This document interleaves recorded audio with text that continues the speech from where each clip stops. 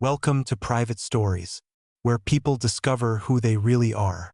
My name is Daniel Brooks, and until recently I believed I was living the kind of life most men quietly hope for.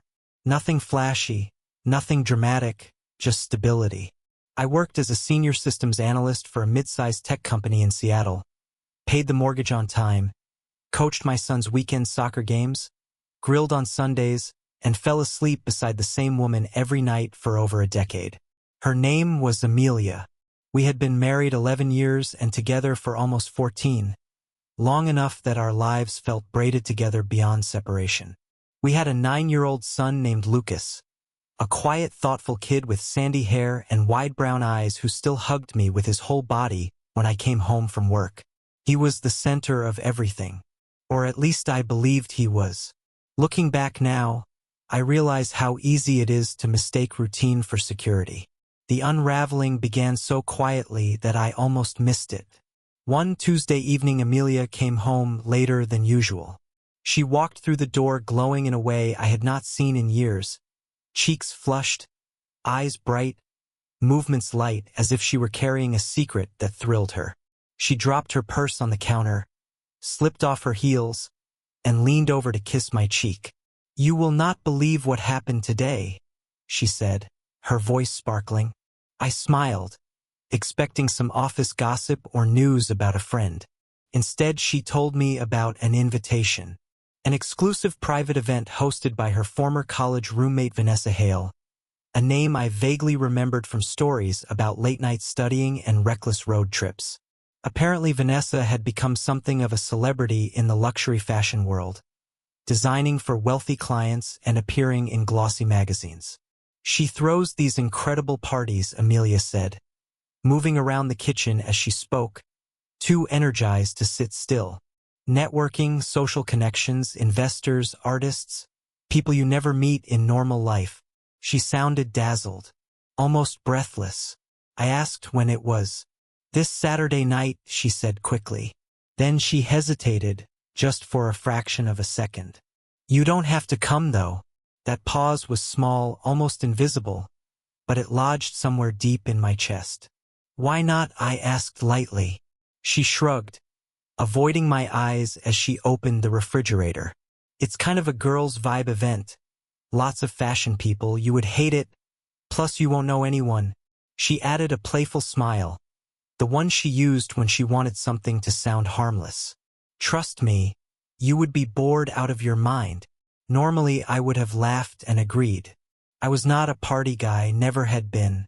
But something about the way she said it felt rehearsed, like she had practiced the explanation before walking through the door. Still, I let it go. Marriages survive on choosing not to interrogate every small inconsistency.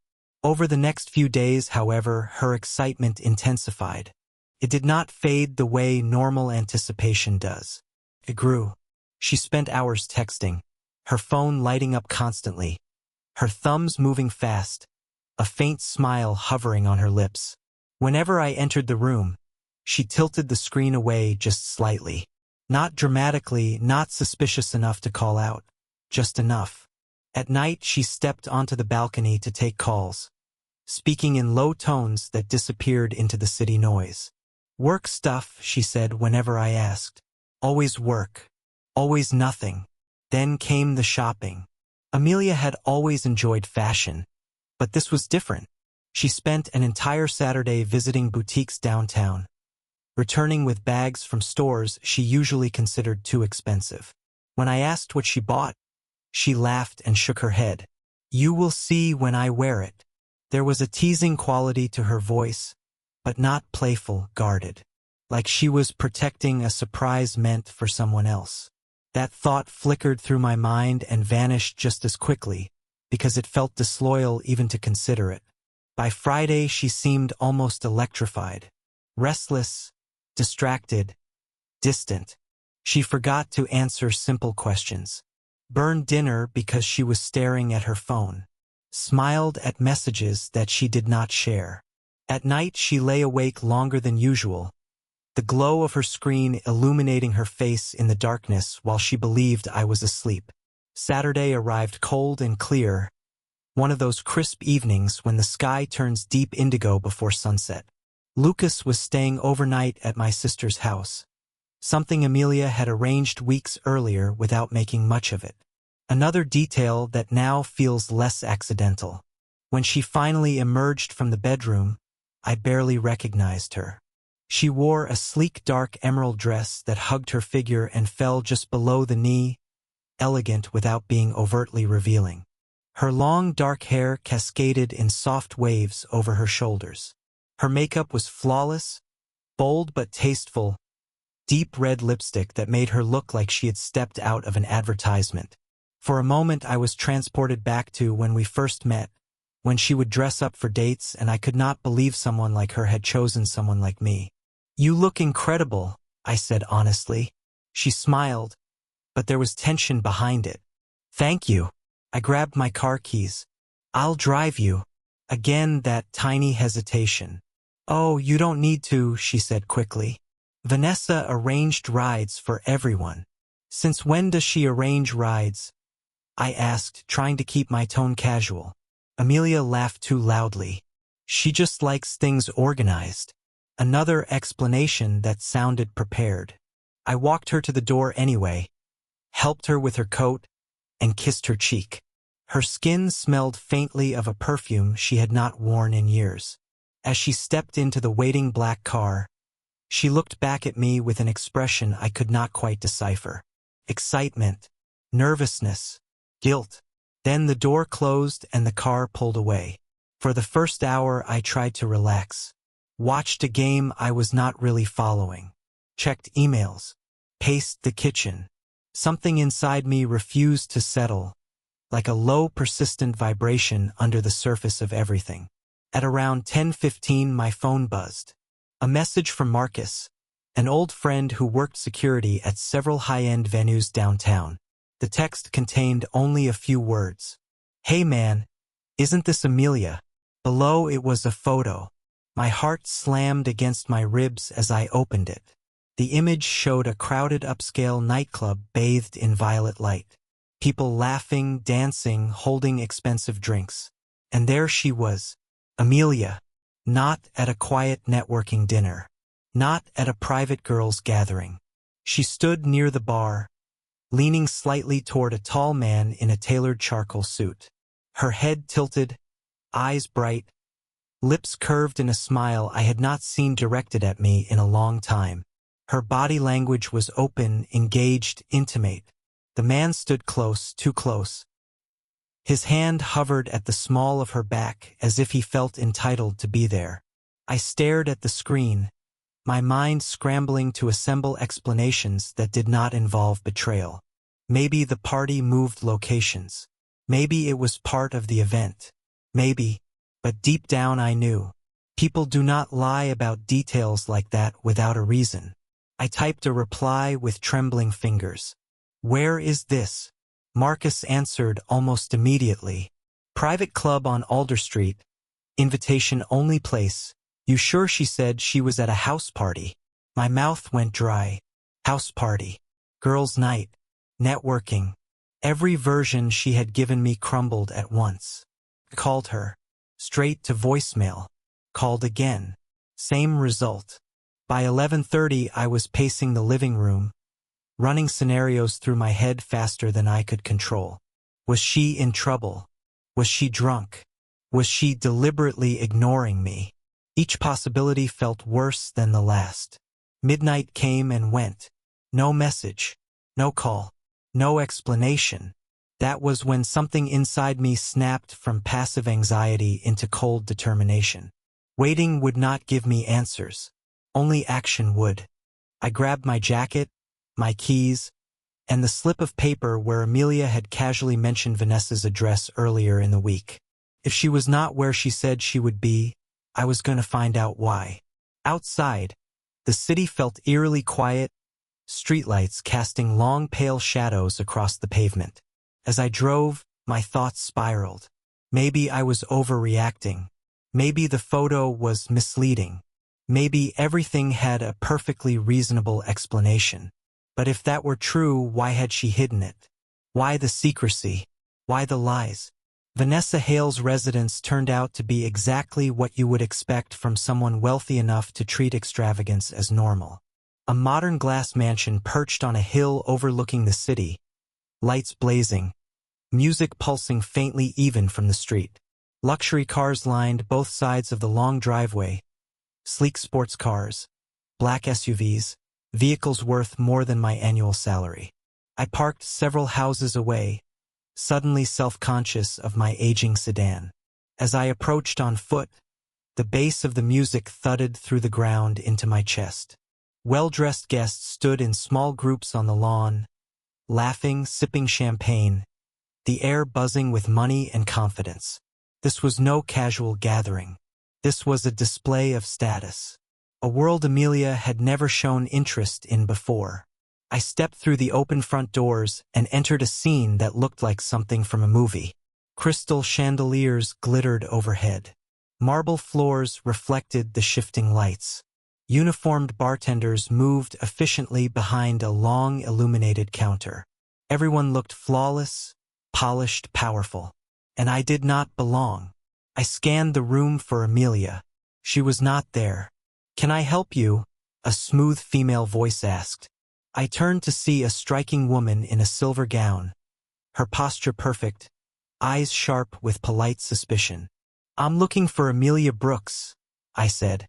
Recognition flickered across her face before she masked it with a social smile. "Oh yes. I think she's upstairs with Vanessa." "Upstairs. In the private lounge," she added gently. "It's restricted access, though." Restricted. The word sent a chill down my spine. Before I could respond, a familiar sound drifted from above. Laughter. Her laughter. Light, carefree, intimate. A sound I had not heard directed at me in months. My stomach twisted. "I'll just check on her," I said. The woman stepped slightly into my path. Guests need a wristband for that area, but I was already moving, slipping past while her attention shifted to someone else. The staircase curved upward in a sweep of polished stone. With every step, the music softened, the lighting dimmed. The atmosphere changed from public celebration to something quieter, more private, more exclusive. At the top, a hallway opened into a plush lounge bathed in warm golden light. And there she was. Amelia sat on a velvet sofa beside a man I had never seen before, her body angled toward him, knees almost touching his. He leaned close, speaking near her ear, his voice low enough that only she could hear. She laughed again, touching his arm lightly as if the gesture were natural, as if it had been happening for a long time. Something inside my chest cracked. I stood in the shadows, frozen between disbelief and rage, watching my wife share a version of herself that no longer belonged to me. And in that moment I knew whatever came next would change everything. I do not remember deciding to step forward. One moment I was hidden in the dim edge of the room, the next I was walking toward them, each step heavy, deliberate, impossible to stop. Vanessa noticed me first. She sat across from Amelia on a low armchair, long platinum hair draped over one shoulder, diamonds catching the light at her throat. Her expression flickered, surprise, then calculation, then a polished smile that did not reach her eyes. "Well, this is unexpected," she said smoothly. "Daniel, right?" Amelia turned. For a fraction of a second her face emptied of all color. Shock, fear, guilt. Every emotion she had been hiding burst through before she forced a smile that looked painfully fragile. "Daniel, what are you doing here?" Her voice wavered on my name. The man beside her leaned back slowly, studying me with cool, detached curiosity, as if I were an interruption rather than a threat. I did not answer immediately. My eyes moved from Amelia to him and back again. "Just wanted to see how your girl's night was going," I said quietly. The silence that followed was thick enough to choke on. Vanessa shifted in her chair, clearly uncomfortable. "Maybe we should give you two some privacy," she offered.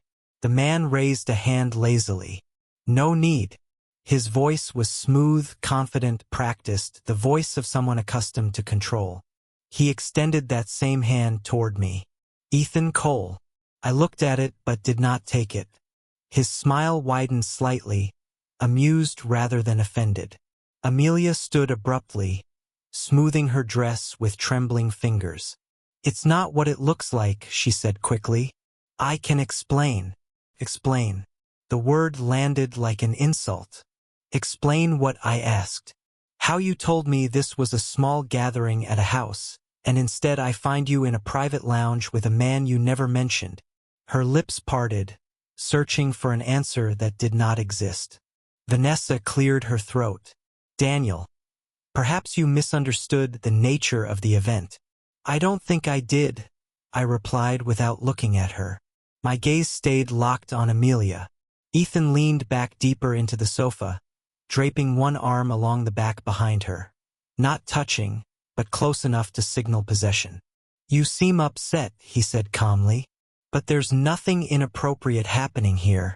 The audacity of his tone made heat surge through my veins. "Inappropriate," I repeated softly. Amelia reached for my arm. "Daniel, please. Let's talk somewhere else." I stepped back before she could touch me. "No, we'll talk right here."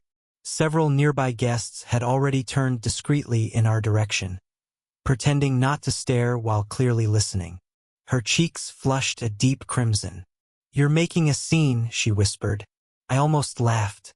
"You lied to me all week, disappeared to a secret party, ignored my calls, and I'm the one making a scene." Ethan exhaled slowly, as if bored. "Look, man, you're overreacting." Overreacting.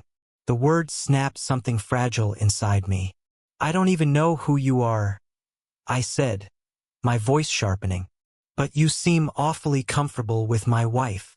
Amelia closed her eyes briefly, pain flashing across her face.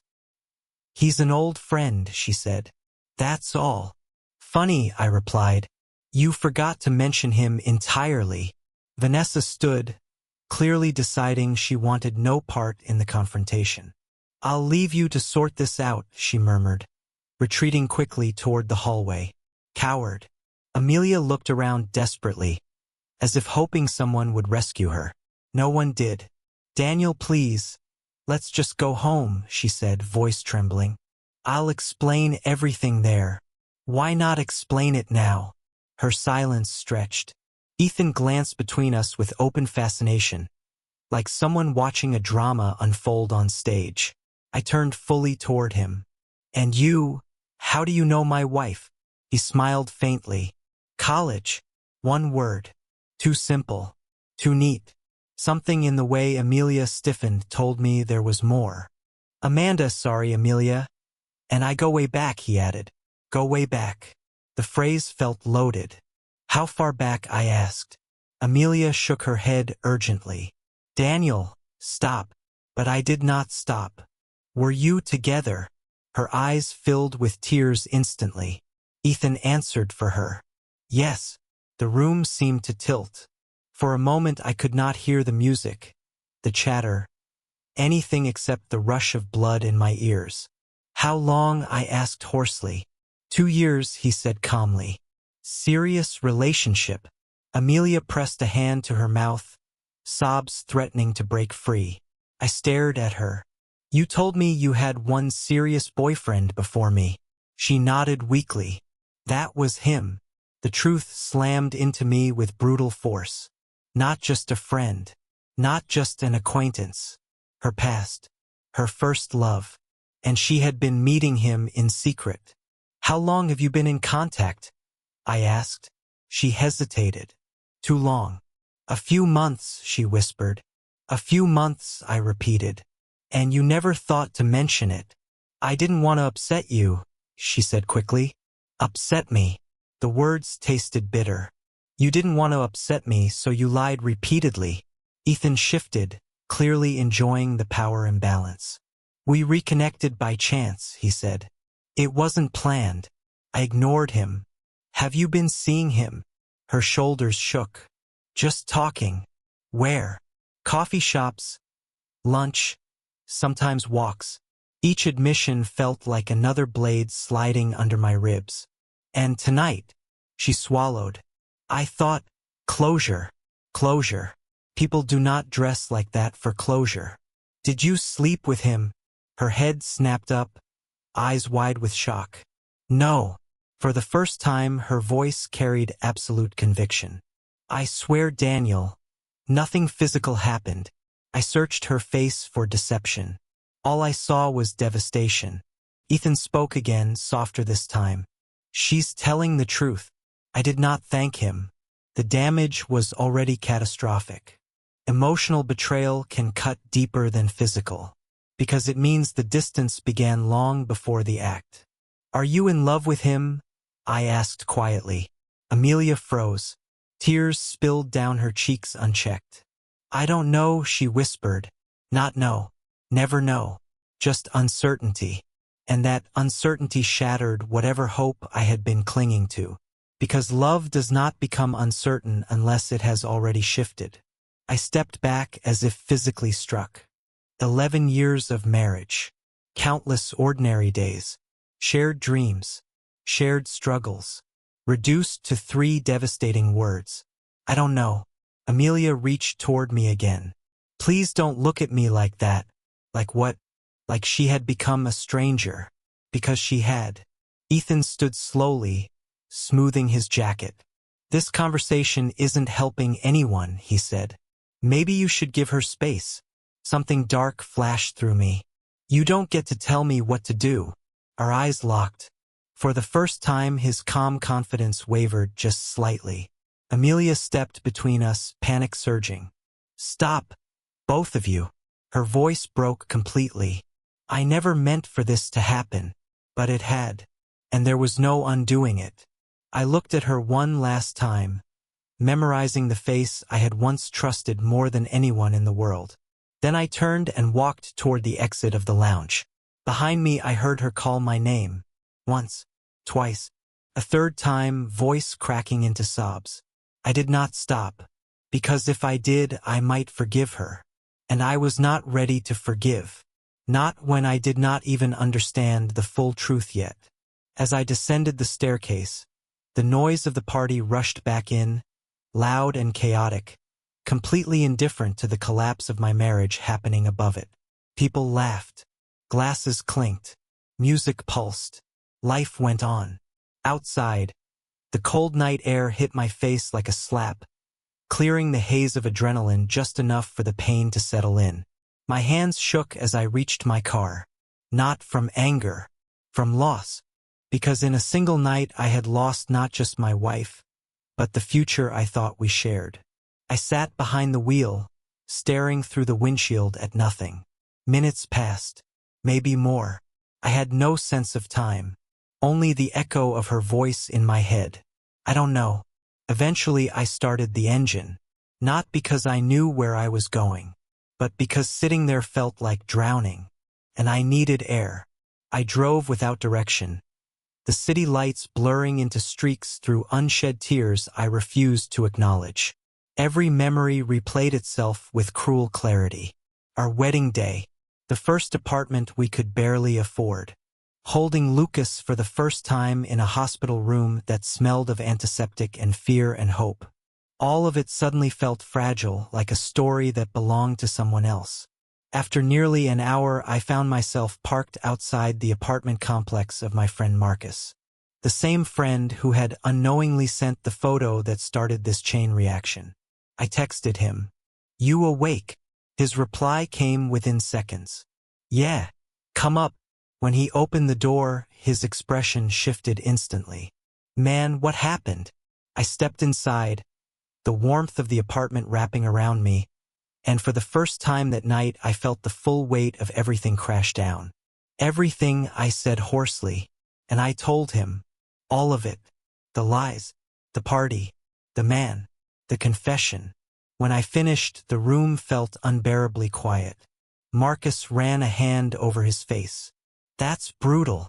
I nodded, staring at the floor. "I don't even know what to do." He leaned forward, elbows on his knees. "First thing, you don't make big decisions tonight." I let out a hollow laugh. Too late for that. No, he said firmly. You decide tomorrow or next week or next month. Not while you're bleeding. Bleeding. Yes, that was exactly what it felt like. Invisible but catastrophic. He handed me a beer. I did not want it, but I took it anyway. Whatever happens, he added quietly, you're not alone. For the first time that night, something inside me loosened just slightly. Not relief, not hope, just the knowledge that the world had not completely collapsed. But deep down I knew, nothing would ever be the same again. I did not sleep that night. Marcus gave me his bed and took the couch, but rest never came. Every time I closed my eyes, I saw Amelia's face in that dim lounge. Tear-streaked, frightened, uncertain. Uncertain. That word circled my thoughts like a predator. If she had said no, if she had said she loved only me, maybe something could have been salvaged. But uncertainty meant her heart had already left long before her body did. Dawn crept through the blinds in thin gray lines, turning the room cold and colorless. I sat up before the alarm ever had a chance to ring, my chest heavy, my throat raw as if I had been screaming all night. Marcus found me in the kitchen staring at a cup of coffee I had forgotten to drink. You heading home? He asked gently. Home. The word felt foreign. I have to, I said. Lucas will be back this afternoon. He nodded. If you need backup, call me. I managed a weak smile. Thanks.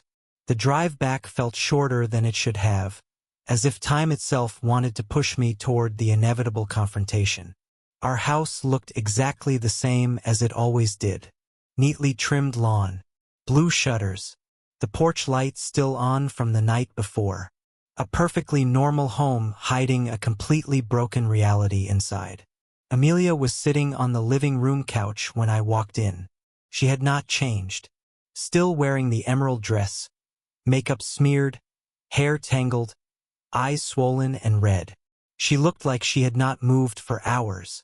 When she saw me, she stood so quickly she almost stumbled. Daniel, please. Her voice was hoarse from crying. I set my keys down slowly. We're going to talk, I said. And this time you tell me everything. She nodded immediately, desperate. Yes. Anything. I'll tell you anything. I sat in the armchair across from her, deliberately placing distance between us. No more half-truths. Her hands twisted together in her lap. Okay. Start from the beginning. She took a shaky breath. Ethan messaged me about 6 months ago. 6 months. Half a year of secrets. My jaw tightened, but I forced myself to stay silent. He found me on social media. Said he was in Seattle for work. Wanted to catch up. Did you tell him you were married? Of course, she said quickly. He knew about you. About Lucas, everything. Then why meet him? Her eyes filled again. I was curious. He was a huge part of my past. I thought one coffee wouldn't matter. One coffee. It never starts as more than that. And after that, she swallowed. We kept talking. How often? Almost every day. The words hit harder than any confession of physical betrayal could have. Daily conversations meant intimacy. Shared thoughts. Shared emotions. All the things that used to belong to us. Did you talk about me? I asked quietly. Her silence answered before she did. Yes. In what way? She hesitated, shame washing over her face. I told him. Things weren't perfect. Not perfect. No marriage is perfect. But discussing those flaws with another man instead of your husband, that was a different kind of betrayal. Did you complain about me? Tears spilled down her cheeks. Sometimes. I leaned back, feeling something inside me grow cold and numb. Go on. We started meeting occasionally, she continued. Lunches, walks. Nothing romantic, I swear. Did you ever tell me you were meeting him? No. Why? Because I knew you would be upset. Of course. Secrecy justified by fear of consequences. Classic. Did he tell you he still loved you? Her eyes widened. How did you? Just answer. Yes, she whispered. The room seemed to shrink. And what did you say? Her voice dropped to almost nothing. I told him I didn't know how I felt. There it was again. Uncertainty, like poison slowly spreading through everything we had built. Did you ever consider leaving me for him? She shook her head violently. No, never. I love our family. I love you. Love. The word sounded hollow now. Then why keep seeing him? Her shoulders sagged. Because when I was with him, I felt like my old self again. That hurt more than anything else. Because it meant the life we built together had not fulfilled her. You could have told me you felt that way, I said quietly. I was afraid, she admitted. Afraid it would mean something was broken that couldn't be fixed. Something was broken. And hiding it only ensured it would shatter completely. What about last night? She closed her eyes, tears slipping through her lashes. He said he was leaving the city soon. Wanted one final chance to talk. Vanessa offered to host the meeting privately. Meeting. That word again, dressed up to sound innocent. So the entire party was just a cover. Not entirely. But yes. She knew why we were there. Of course she did. My hands clenched into fists. Were you planning to tell me? I thought after he left it would be over and I could forget. Forget. As if betrayal could simply be erased. And if he had asked you to leave with him? She froze. That hesitation told me everything. I don't know, she whispered. Not know. Never know. Something inside my chest cracked open again. Deeper this time. Do you love him? Her voice broke completely. I don't want to. Not an answer. Just another confession. The room fell into a heavy silence.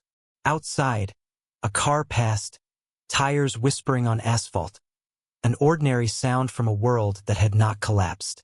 I never stopped loving you, she said suddenly, desperation flooding her voice. You and Lucas are my life. I studied her face, the woman I had trusted with everything. Maybe she believed what she was saying. Maybe she was trying to convince herself as much as me. But belief did not undo damage. Trust is not a light switch, I said slowly. You don't just turn it back on. She sobbed openly now. I'll do anything. Therapy. Counseling. Anything you want. I wanted to believe her. God, I wanted to. But every time I pictured her laughing with him, leaning close, sharing secrets meant for me, something inside me recoiled. I need time, I said finally. Her eyes searched mine desperately. You're not leaving, are you? I hesitated, because I did not know. I don't know what I'm doing yet. That uncertainty mirrored hers, but for entirely different reasons. I just know things can't go back to how they were. She nodded weakly, as if accepting a sentence she could not appeal. When Lucas came home later that afternoon, I forced myself into normality. We played a board game, ordered pizza, watched a movie. He laughed, completely unaware that the foundation of his world had cracked overnight. Amelia watched us from the kitchen doorway, eyes red, expression hollow. Every now and then she wiped away tears when she thought no one was looking. That was the hardest part. Not the anger, not the betrayal, but the knowledge that whatever happened next would hurt our son too. After Lucas went to bed, the silence returned, thick and suffocating. Amelia approached slowly. Do we still have a chance? She asked. Her voice trembled like she already knew the answer. I looked at her for a long time, remembering the girl I fell in love with, the woman who held my hand through job losses, family deaths, sleepless nights with a newborn. All of that was real, but so was this. I don't know, I said honestly, because hope and pain were tangled together so tightly I could not separate them. She nodded, tears sliding silently down her face. I'll wait, she whispered. Wait, for forgiveness, for a miracle, for something neither of us could define. I went to bed alone that night for the first time in our marriage. And lying there in the darkness, listening to the unfamiliar emptiness of the other side of the mattress, I realized something terrifying. Even if we stayed together, even if we tried to fix everything, the innocence was gone forever.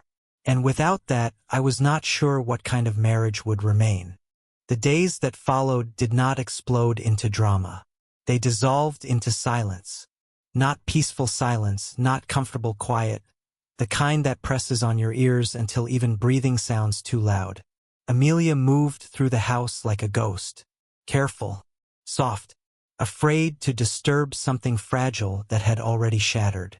She cooked meals I barely touched, left notes on the counter written in her neat looping handwriting. "I'm sorry. I love you. Please don't give up on us." I stopped reading them after the third day. Not because they did not matter, because they mattered too much. Lucas sensed something was wrong even though we tried to hide it. Children always know. He watched us carefully at dinner, eyes moving between us like he was waiting for a storm. "Are you guys mad at each other?" he asked one night. Amelia's fork froze halfway to her mouth. I forced a smile. "No, buddy. Just tired from work." He studied my face for a long moment, then nodded slowly, unconvinced but willing to accept the lie. After he went to bed, Amelia broke down completely in the kitchen, sobbing into her hands. I stood in the doorway, unable to comfort her, unable to walk away. That helplessness was its own kind of torture.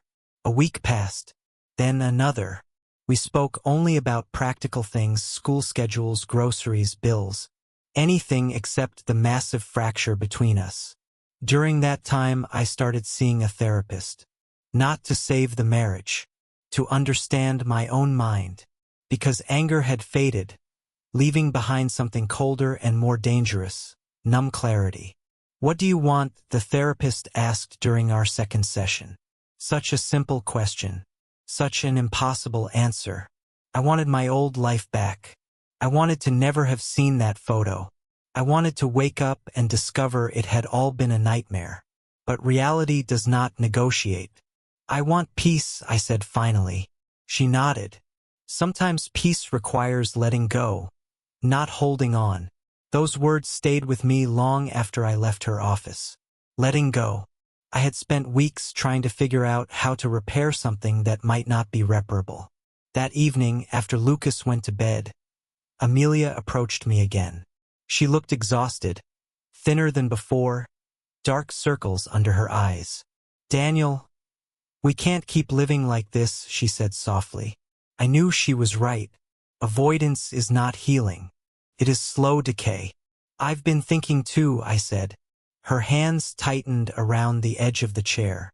"And," I took a deep breath, "I don't think I can trust you again." The words landed like a physical blow. She flinched as if struck. "But I told you everything," she whispered. "After I found out." Silence.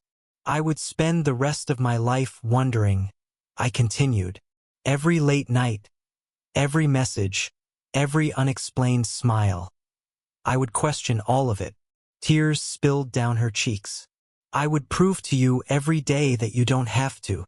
"I don't want to live needing proof," I said gently. "I want to live with certainty." Her shoulders collapsed inward. "So, that's it." I swallowed hard. "I think we should separate." The word hung between us like a guillotine blade. She did not scream, did not argue. She just closed her eyes as if absorbing the impact. "For Lucas's sake, we'll keep things calm," I added. "We'll figure out custody together." She nodded slowly, numb. "When do I leave?" she asked in a hollow voice. The question broke something inside me. "You don't have to rush," I said. "We'll do this properly." But emotionally, the separation had already happened weeks ago. Within a month, she moved into a small apartment across town. Not luxurious like Vanessa's world. Not broken like ours. Just ordinary. A place for starting over or surviving, whichever came first. The day she packed her last box, Lucas clung to her waist, crying. "You're not going away forever, right?" She knelt and held him tightly. "Never forever, sweetheart. I'm just going to live somewhere else." He looked at me with confusion. "Why?" I crouched beside him, my throat burning. "Sometimes adults need different houses, but we both love you the same." It sounded rehearsed, because it was. After she left, the house felt enormous and empty. Every room echoed with absence. I had expected relief. Instead, there was grief. Not for the marriage we had, for the life we were supposed to have. Being a single father was harder than anything I had imagined. School runs, homework, cooking, laundry, bedtime stories, work on top of all of it. Exhaustion became constant, but strangely it helped. When you are that tired, pain has less room to breathe. Weeks turned into months. Gradually the sharp edges dulled. Not because I forgot, because I adapted. I started exercising again. Reconnected with old friends I had drifted from. Picked up hobbies I abandoned years earlier. Small pieces of myself returning. One afternoon, while dropping Lucas off at Amelia's apartment, she stopped me at the door. She looked healthier than before, still sad but steadier. "Daniel," she said quietly, "I know I don't deserve anything from you, but I am truly sorry." I believed her. That was the strange part. She was not pretending anymore. She was living with the consequences. "I know," I said. She hesitated. "I'll regret what I did for the rest of my life." I nodded slowly. "I hope you find peace, not forgiveness. Peace, for Lucas's sake." Driving away, I realized something unexpected. I was not angry, just finished. Her chapter in my life had closed. Not erased, not meaningless, just over. Several months later, at a community event for Lucas's school, I met someone new. Her name was Claire. She had auburn hair pulled into a messy ponytail, warm hazel eyes, and a laugh that felt genuine rather than calculated. We started talking while waiting in line for coffee. Simple conversation. Easy. No tension. No history. When she smiled, it reached her eyes. And for the first time in a long time, I felt something stir that was not pain. Not love. Not yet. But possibility. We did not rush. We did not pretend the past had not happened. We simply allowed something new to grow slowly, carefully, like rebuilding after a storm. Looking back now, I understand something I could not see then. Losing what you thought you could not live without does not destroy you. It reveals who you are when everything familiar is stripped away. Amelia's betrayal shattered my world. But it also forced me to rebuild it stronger, more honest, more grounded in reality rather than illusion.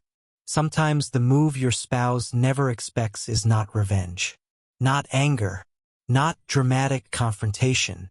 It is walking away with dignity, choosing peace over possession, and refusing to stay in a life where love has turned into uncertainty. I still believe in marriage, in loyalty, in the quiet beauty of ordinary days. But now I also believe in something else. Your life does not end when someone breaks your heart. Sometimes that is exactly when it begins again. Thank you for watching this video to the end. Visit our channel for interesting and intriguing stories.